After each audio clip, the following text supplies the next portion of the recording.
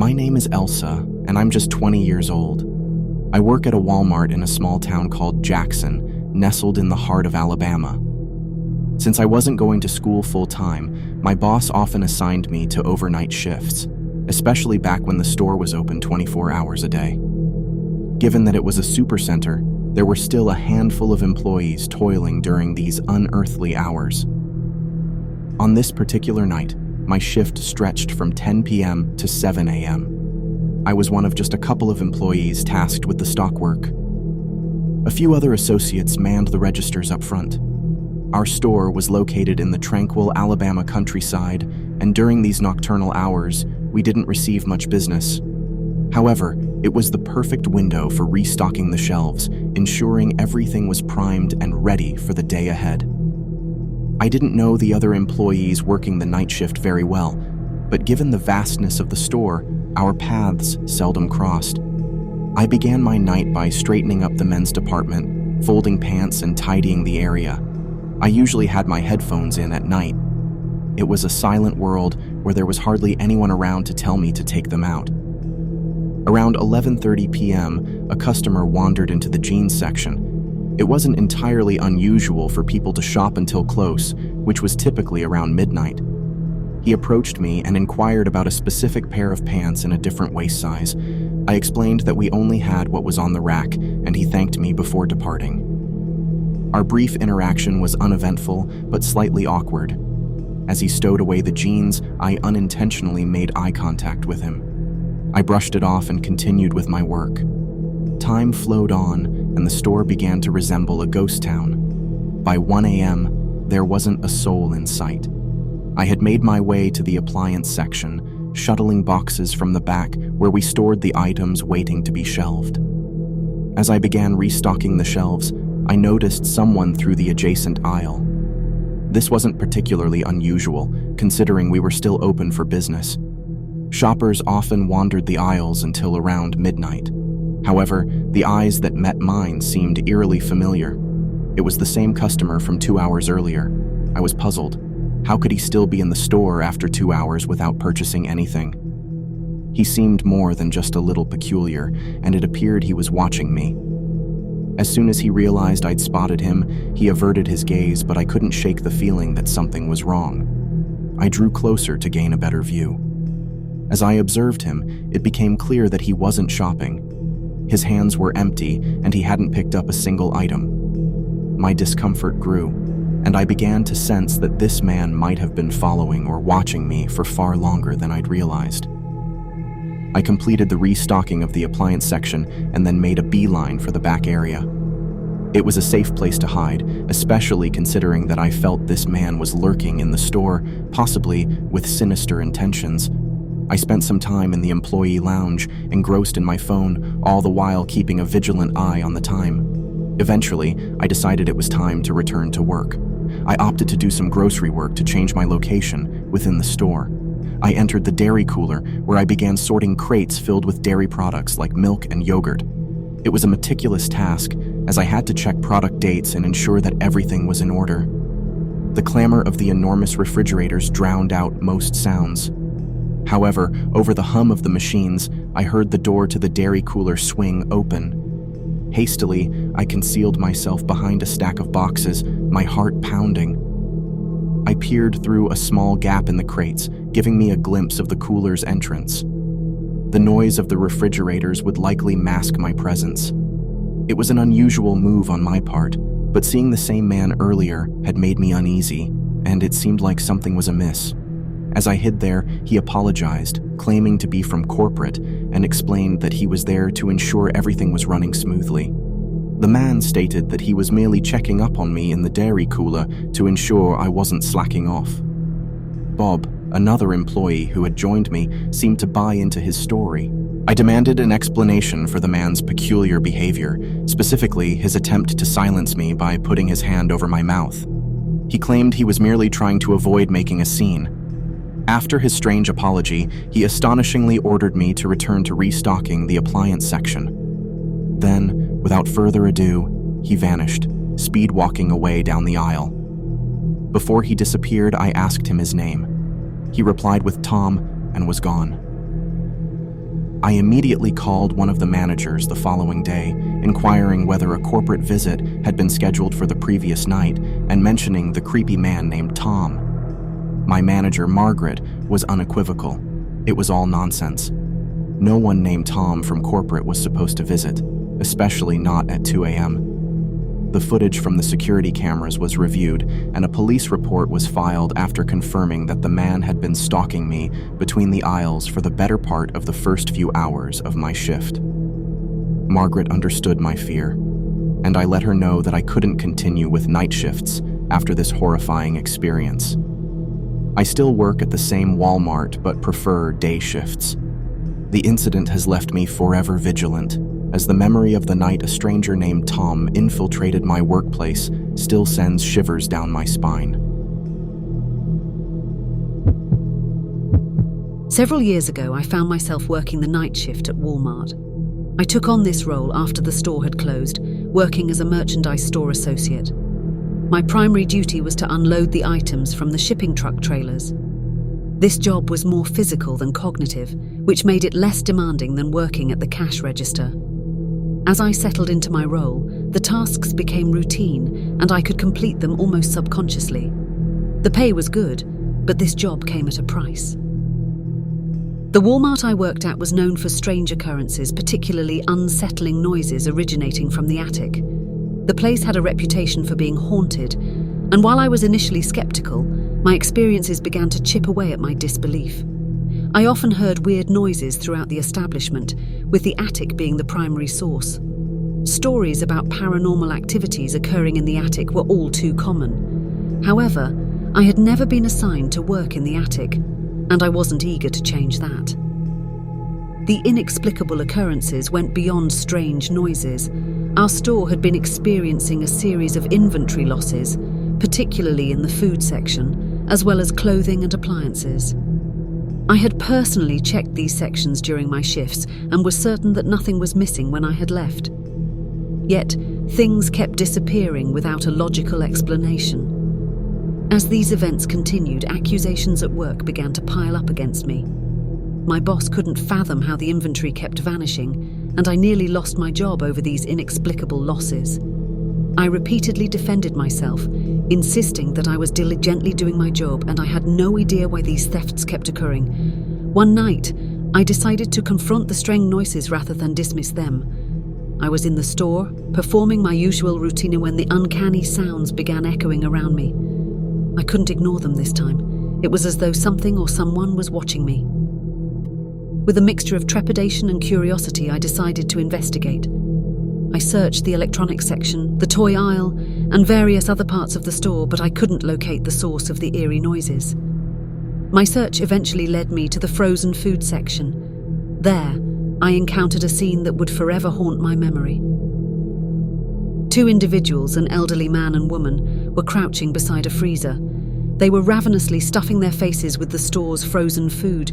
They had the wild look of hunger in their eyes, completely unapologetic for their actions. "Do you guys need any help?" I ventured to ask, partly out of politeness and partly out of concern. The man simply responded, "No. Can you just show us where the chips are?" I nervously pointed them in the right direction and backed away. As I retreated, the crazed glint in their eyes remained fixated on me, making me question my safety. I decided to escape from the situation. I bolted across the store and locked myself inside one of the office rooms, hiding under the table.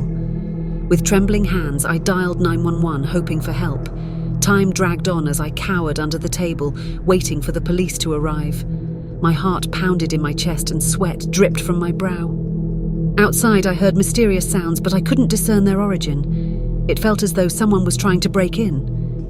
The knob of the office door turned violently, and I braced myself for a confrontation.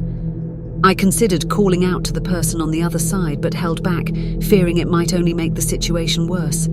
Instead, I clutched a pair of scissors, prepared to defend myself. The door continued to rattle and shake as the intruder grew more desperate. They pounded on the door, trying to break it down. Panic welled up inside me as I contemplated the imminent struggle for my life. Suddenly, the door burst open and I screamed in terror. But to my surprise, It was the police. They had finally arrived. I quickly recounted the bizarre incident, my voice trembling with fear. The police immediately set out to find the suspects.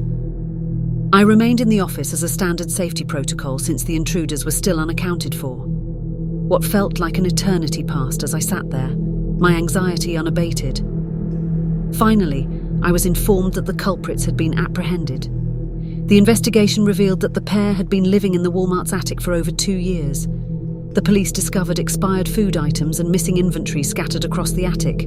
The revelation sent shivers down my spine. What had terrified me the most was that I had never been alone during my night shifts.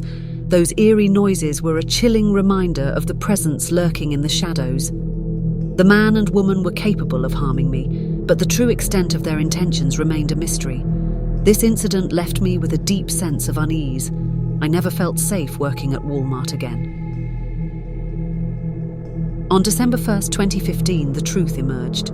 2 homeless people had been living in the attic of a Tennessee Walmart for over 2 years. The shocking mugshots of the couple were unveiled, and they were arrested for their crimes. The experience forever changed my perspective on the inexplicable, leaving me with a profound fear of the unknown and a lingering sense of dread. What's one place you can go to and find the weirdest, freakiest creatures in our society? I swear, I've never been to a single Walmart where I didn't see at least one eye-catchingly strange human being. But what I encountered one night went far beyond strange. It was the Thursday before Black Friday, and my local Walmart was open extra late, just like any other Walmart preparing for the shopping frenzy. I had ventured in around 11 o'clock that night, seeking a new laptop. My luck had it that I snagged the last one on the shelf, a Black Friday deal that had caught my eye. As I reached for the laptop, a burly, grimy figure approached me. His appearance alone was enough to make my skin crawl, and his demeanor was far from normal. He insisted that he needed a laptop desperately. Anxious, I politely declined, explaining that it was the last one. His demeanor took a darker turn, and he started making a scene right in the middle of the store. The crowd watched in shock as he berated me. It was a situation that had my heart racing, a situation I wasn't used to dealing with. Some kind customers tried to diffuse the tension, offering words of encouragement and support. It was clear that this man was not well. After a short-lived commotion, I managed to escape with the laptop and hurried to the checkout line. As I stood in line, shaking off the incident, I could still hear his angry shouts echoing through the store. I returned home, and my family was already asleep. Eager to explore my new purchase, I set up my laptop and went outside to sit by the pool. The cool night air was refreshing, and I was ready to enjoy my new gadget. Then, unexpectedly, the motion sensor light on the side of the house flickered to life. A sense of unease prickled at my spine. I decided to check the side of the house just in case. The light had a history of turning on because of passing animals, but my instincts were telling me to be cautious. As I approached the side of the house, I couldn't shake the eerie feeling that something was amiss. Still, I found no one there. I retreated inside, locked the doors, and resumed setting up my laptop in the living room. But my newfound peace was short-lived. Soon, a car alarm blared outside. I recognized it as the alarm for my Cadillac. Frowning, I glanced out the window to see my car's lights flashing in the night. I rushed upstairs to grab my keys and pressed the panic button from inside the house to silence the alarm. However, as I looked outside, I noticed a car parked in front of our house, a car that hadn't been there when I'd returned home. It's crucial to note that parking on our street was a rare sight. We lived in a closed-off community with spacious driveways, so any car on the street was conspicuous. I decided to step outside, partly to turn off my car alarm and partly to investigate the situation.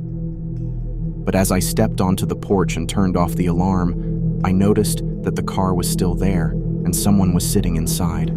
My unease intensified, and I promptly retreated inside, locking the door behind me.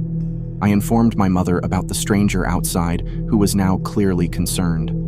My father didn't always stay with us, creating a more complicated situation. Together, my mother and I descended to investigate, keeping an eye on the suspicious car. My mother peeked through the front door's peephole and gasped, covering her mouth in shock. Naturally, I had to look too. The scene on the other side filled me with dread. There was a colossal man standing on our stoop, a man who resembled the one from Walmart. I whispered to my mother that I believed he'd followed me home. Then, the unthinkable happened. The doorknob began to turn as the man attempted to open the door. My heart raced as my mother and sister both gasped and started to panic. I instructed them to run upstairs while I locked the door to the den. While I stood waiting for the inevitable, nothing happened. There was no attempt at the door, no ominous sounds. It was oddly quiet. The police arrived in what felt like record time, sirens wailing. I darted outside to guide them to the shattered window in our den. There, they found the deranged man, concealed behind a sofa. He was arrested immediately, and we pressed charges. Throughout the process, he continued to scream obscenities and threats at me. The officers later informed me that the man appeared unstable and possibly under the influence of drugs. But they assured us that he wouldn't be bothering us again and advised us to get a good night's rest. They said that the man would face the consequences of his actions. So, while it's amusing to people watch at Walmart and chuckle at the antics of the shoppers, remember that you might also encounter some of society's most dangerous individuals lurking in your local Walmart.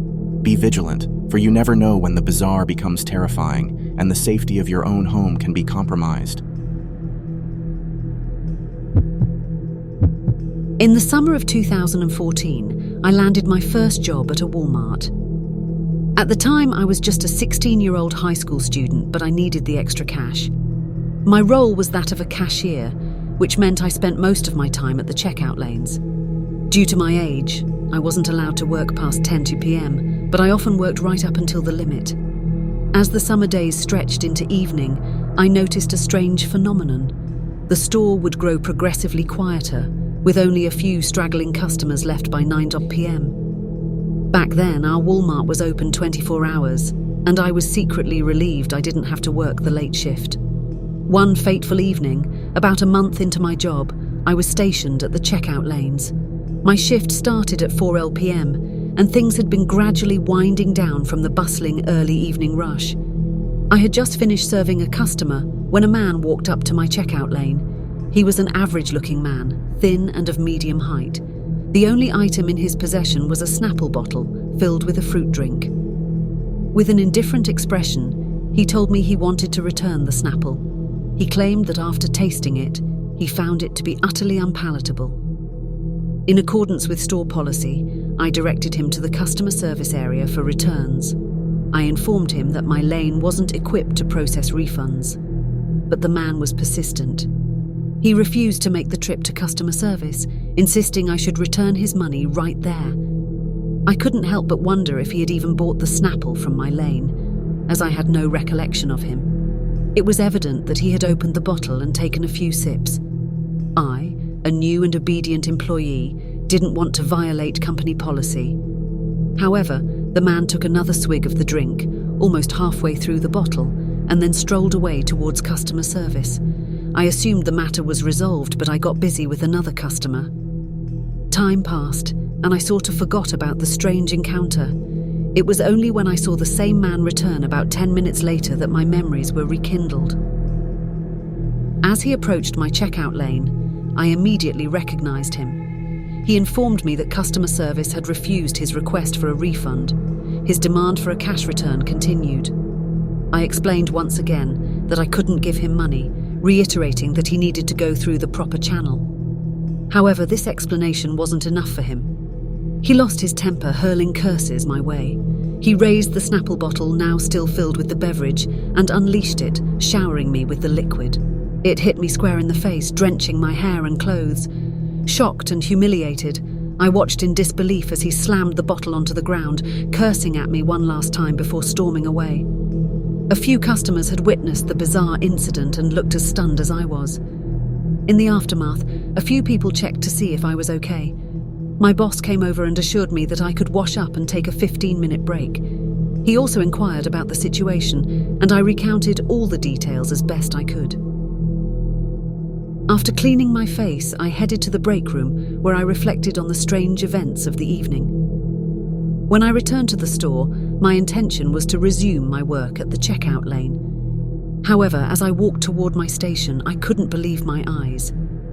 At the end of the checkout area near the exit, several police officers were in the process of removing the same man from the store. He was shouting, but I couldn't make out his words. My curiosity got the best of me, and I had to ask one of my co-workers what was happening. It turned out that the man had caused another disturbance near the electronics department, shouting at an employee there. This incident seemed unrelated to the snappler, and his belligerent behavior continued. When the police arrived, he refused to leave the store, resulting in his removal by force. I learned that the man had been yelling at an employee over something completely different from the Snapple incident. His aggressive demeanor seemed to suggest he was actively seeking trouble. It also came to light that he had no receipt for the Snapple, which explained why he was denied a refund at customer service. Giving him the $2 or so that the Snapple cost wouldn't have solved the issue. Besides, I had no cash on me and couldn't provide him with money from the register without getting into trouble. I continued to work at Walmart for a few more months before deciding to quit and find another job. The Snapple incident had left a lasting impression, and I felt that it was time for a change. But this peculiar encounter was just the beginning of my unsettling experiences at Walmart. Working the night shift at Walmart as a night stock person on weekends became my second job as I was nearing the end of my college journey. I needed to pay off my loans, so I was determined to earn money in any way I could. My role didn't involve dealing with customers. I was primarily responsible for signing for night deliveries, handling warehouse work, and restocking shelves during after hours. Typical shifts would either run from 11 p.m. to 7 a.m., or sometimes stretch to 12 a.m. to 7 a.m. It was the night of July 9th, 2015, a Thursday evening.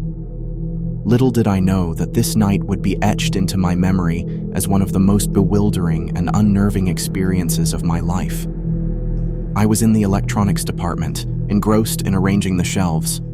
My peripheral vision caught the presence of someone walking past the aisle I was working in. That, by itself, wasn't anything unusual if it weren't for the fact that only two other workers shared the store with me that night, Alvin and Baco. We were all wearing the same staff shirts since we had clocked in together. The person who had strolled by was dressed in all black.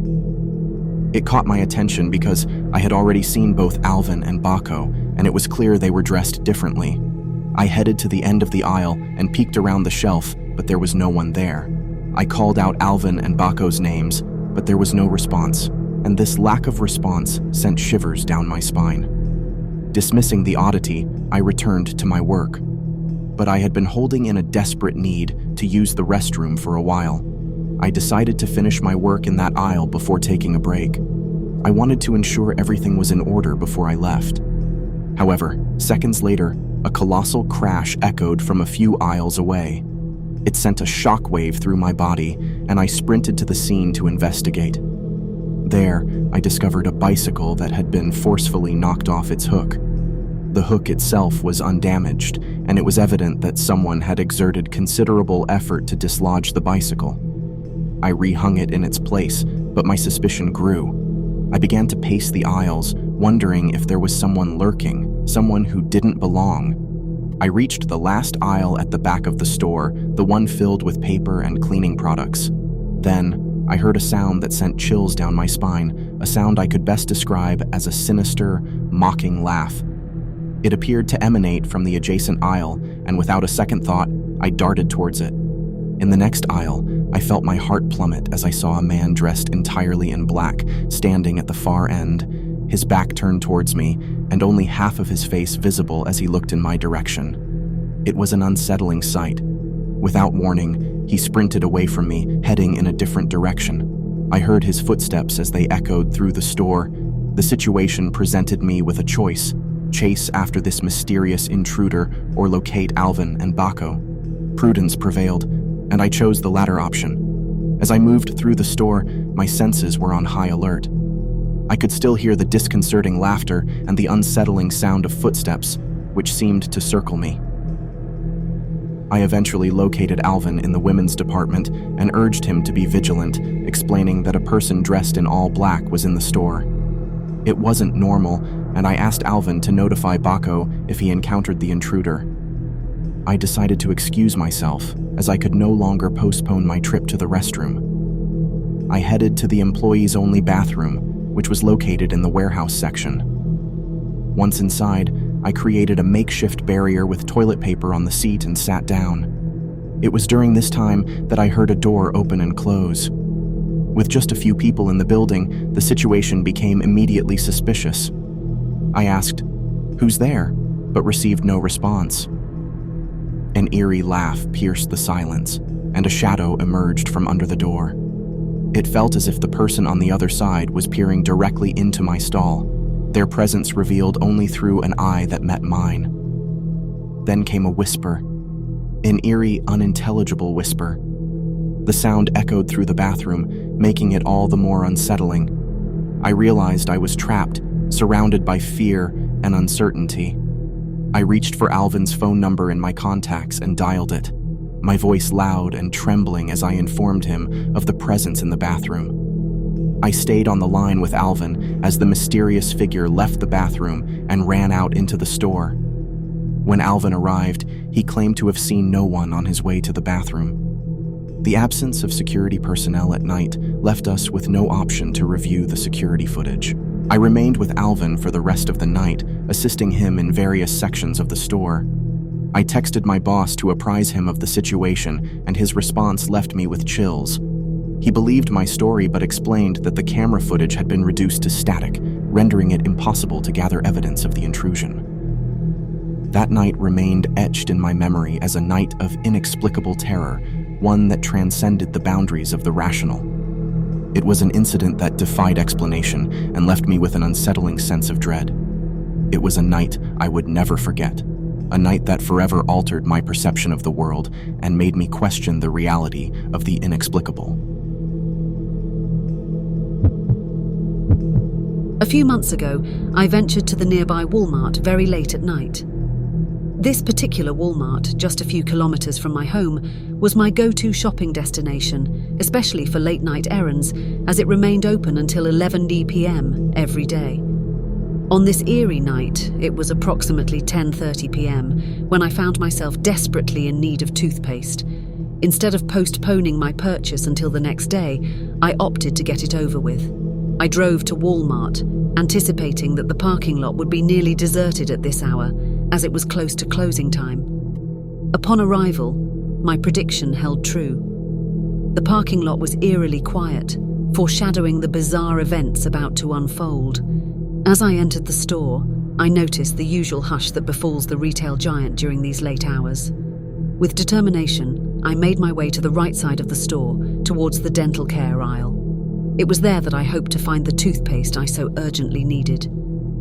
The store was quiet, and there were no other customers nearby. The situation felt rather unsettling. After locating the desired toothpaste, I prepared to head towards the checkout lanes, mentally reminding myself to be swift. However, as I strolled past one of the aisles, something caught my attention that left me frozen in place. There, on the floor, lay a man, his peculiar actions piquing my curiosity. The man had moved items from a shelf, creating a makeshift hiding spot. To my astonishment, he squeezed himself onto the lowest shelf, as if attempting to conceal himself behind other products. This odd sight alone was enough to leave me perplexed. Startled by his bizarre behavior, the man noticed my presence and abruptly halted. Our eyes locked briefly. I turned away, continuing towards the checkout lanes, convinced it was an isolated incident. It was only a few meters ahead, and my only focus was to complete my purchase and leave. As I neared the checkout lanes, however, an eerie sensation overcame me. When I glanced over my shoulder, my heart raced as I saw the same man emerging from the aisle. He was heading directly towards me. His intentions were unclear, but I couldn't shake a sense of dread that washed over me. a voice inside my head screamed to avoid any confrontation. Instinctively, I veered to the right, diverting into a random aisle. My decision, in hindsight, might have been driven by a mix of fear and curiosity. I wanted to confirm whether the man was indeed following me. I moved through a variety of temporary merchandise, such as holiday decorations, and then pivoted into another aisle. My movements were calculated, and I was conscious of avoiding any direct routes, which I hoped would shake off my uninvited pursuer. I maneuvered to the far side of the store, away from the grocery section, and landed in the sporting goods aisle. There, I concealed myself among the items, convinced I had successfully evaded the mysterious man. I observed my surroundings, scanning the aisles to confirm that I was alone. My plan was simple: wait for a few minutes, and then head for the exit. The Walmart was closing in less than 10 minutes, and I had a sense of safety in numbers with the remaining employees. The situation, however, took a terrifying turn. The Walmart's closing time was looming, and I hadn't seen the man for a while. My guard lowered, and I allowed my attention to wander to the items on the shelf. It was at that moment that a noise behind me jolted me from my distraction. I pivoted, only to discover the man from earlier, now holding a baseball bat. His menacing choice of weapon was a stark reminder that I had not escaped the impending danger. He had plucked the bat right from a shelf at the end of the aisle, and he was slowly advancing towards me. My heart pounded in my chest as I weighed my options. Panic set in, and I grasped for my phone, dialing the emergency number for the police. I had to ensure that someone was alerted to the escalating situation. As I held my phone tightly, the man with the baseball bat inched closer. The threat in his eyes was unmistakable. But, in a turn of fate, salvation came from an unexpected source. A customer who had been shopping near us spoke up, asking, "What are you doing, man?" The distraction seemed to catch the man off guard, and he paused, providing me with a moment to breathe. The customer's courage was admirable, and I hoped that it would be enough to deter the assailant. In the end, the man chose to chase after the intervening customer, who wisely sprinted away. I stayed back, maintaining a cautious distance while pulling out my phone to call the police. As the man with the bat pursued the customer, I observed from a safer distance, hoping the customer would outrun his pursuer. A Walmart employee, having observed the chaotic situation, shouted at us to stop. It seemed they believed it was some sort of prank or harmless disturbance. However, we knew the situation was grave. I needed to ensure the safety of the customer who had shielded me from the man with the bat. I sprinted towards the front of the store, alerting any employees I encountered about the dangerous individual. The police arrived within minutes, a reassuring sight as they descended upon the store. They located the assailant hiding in an aisle, clutching the baseball bat. The man ultimately surrendered without further incident, and the police confiscated his weapon. This spine-chilling encounter deterred me from visiting Walmart for an extended period. I couldn't shake the lingering fear that a similar incident might transpire again. Recently, I mustered the courage to return to the store on a few occasions, and fortunately those visits were uneventful. Nonetheless, the haunting memory of that fateful night remains etched in my mind, a vivid reminder of the sinister underbelly that can lurk beneath the ordinary facade of a 24-hour Walmart.